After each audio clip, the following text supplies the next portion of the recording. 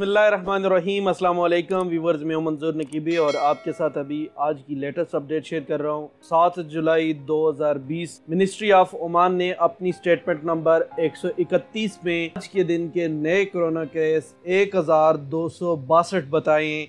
इनमें 968 लोग Omani corona virus का शिकार हैं और 294 लोग जो हैं वो गैर मुल्की कोरोना वायरस के शिकार हैं।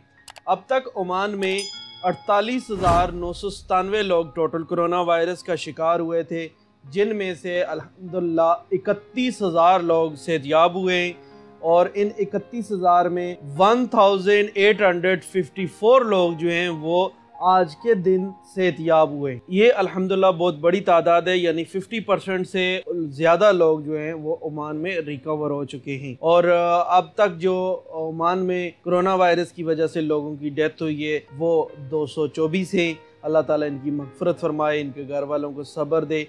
इनमें 6 लोग आज के दिन फौत हुए हैं। मिनिस्ट्री ऑफ हेल्थ ने अब तक ओमान में टोटल 2,17,194 लोगों के टेस्ट किए हैं, जिनमें 4,000 टेस्ट आज किए हैं, यानी आज के दिन 4,000 लोगों के टेस्ट हुए और 1,262 लोग जिसमें से पॉजिटिव निकले हैं। मिनिस्ट्री ऑफ हेल्थ की स्टेटमेंट नंबर 131 में ये भी बताया गया है कि अब तक हॉस्पिटल में जो मरीज़ मौजूद हैं जिनकी हालत सीरियस है, उनकी तादाद 464 है।